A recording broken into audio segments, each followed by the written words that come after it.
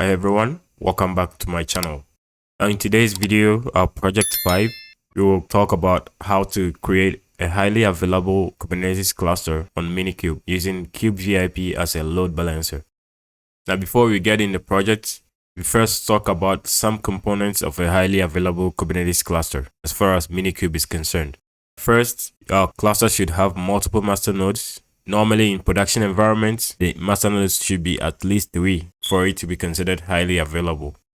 The cluster should also have multiple worker nodes or minions, and then there should be a load balancer which directs traffic between the master nodes and the worker nodes. So in our case, kubevip will serve as our load balancer in the Minikube cluster. Why is highly available Kubernetes cluster even important in the first place? In a production environment where we run critical applications that are very essential, we need to ensure that our architecture provides fault tolerance, it is scalable, and it is highly available, such that if you want to add more nodes to our cluster, we are able to do that. Or if you want to reduce the number of nodes in our cluster, we are able to do that. That is scalable. It's also highly available because if a node goes down or goes offline, especially master nodes that play the role of a control plane node, if one goes down, our Kubernetes cluster shouldn't be useless right away. There should be other master nodes that are available that can easily take over to direct traffic to our worker nodes to ensure a free flow of traffic, and to also ensure that our applications that are very critical in the production environments are running for our clients. All right.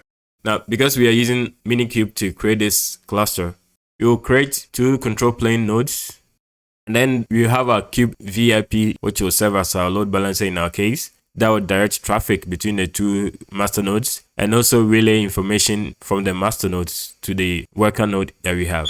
Now, as far as worker node, we will just create 1 worker node that will run pods, deployments.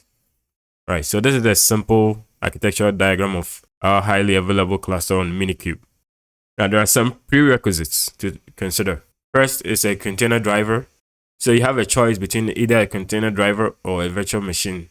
In my case, I'm using a container driver Docker, so that's fine. If you want to use a virtual machine, you can use Hyper-V, you can use VirtualBox, any one of them. You also need a container runtime. For that, I'll use Containerd. And then we need a Minikube version 1.3 and up. You also need to install the kubectl utility command so that we can interact with our Kubernetes cluster. For Minikube, if you want to create a cluster, the basic one creates only 1 node, which is a control plane node. Now that requires 2 CPUs. So if you want to create a highly available cluster, you need more than 2 CPUs. You need, I would say, more than 4 actually. And then you need 2 GB of RAM. That's the minimum you need for a single control plane node. So you need about 8 GB or more of RAM. If you have more, it's better. And then for storage, each control plane node requires at least 20 GB of storage. So you need more than 20 for multiple nodes. Okay, so 60 GB or more. And then to create a cluster, you will first use the Minikube start command, and you provide --ha for high availability. Specify the driver --driver. Our driver is Docker.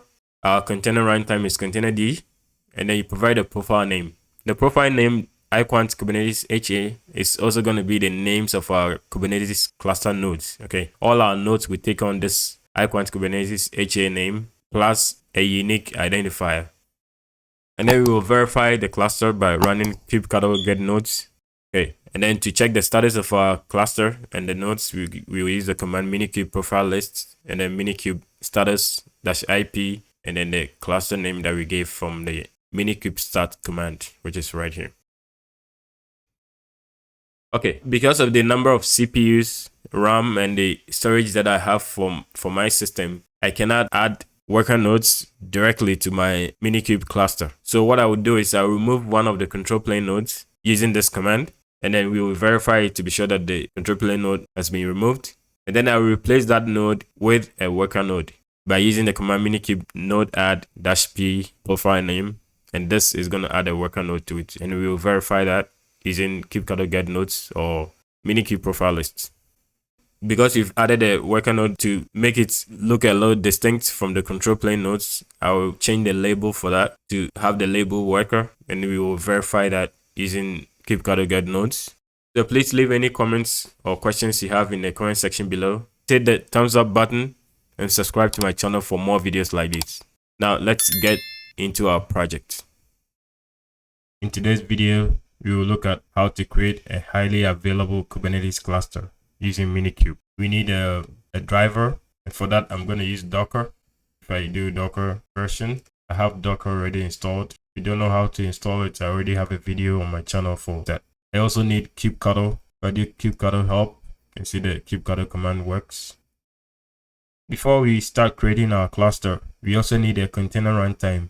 Now, whenever you install the entire Docker engine, you automatically install containerd as well. So you can use systemctl status containerd, which is our container runtime is running. And then make sure Docker is also running, which is our driver. Clear the screen. To create a highly available cluster, use the command minikube *#ha for high availability *driver docker. Then our container runtime containerd profile tag icons Kubernetes ha. Then press enter. This will take some time, so I'll pause the video and come back when it's ready.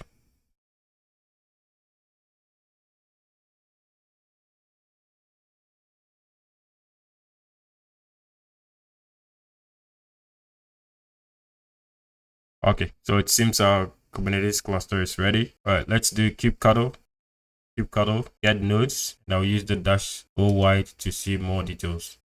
You can see we have 3 control plane nodes, each of them assigned internal IP addresses, and it's Ubuntu 22.4 container runtime containerd. We can also run the command minikube profile list, and this will also show us information about our cluster: the driver, the runtime, the IP address, the port. Now this is for the API server. There's the version, number of nodes, and whether kube context is active or not. You can also use the command minikube *pha, and this will show you we have API server, kubelet, and kube config configured in all 3 nodes. Okay, I'm gonna try to remove one of these control planes. I'm gonna remove the last node using the command minikube node delete m03 -p profile icons Kubernetes ha. It's deleted. If I do get nodes, see that now I have 2 control planes remaining. I would replace it with a worker node. Before we replace it, let's run the minikube profile list again, and it will confirm that you currently have 2 active nodes. I'm gonna replace the node that I deleted with a worker node. I'll run the command minikube node add -p, and the name of our profile is. Press enter. I'll pause the video.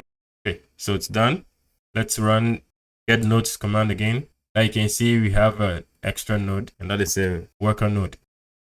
Let's change the role of the worker node so that you can see it clearly. So kubectl label node. Node name is this. Node role.kubernetes.io, and I will label it as worker, so that when I run get nodes, that will show as a worker. Now before we leave, make sure that Kubernetes cluster down.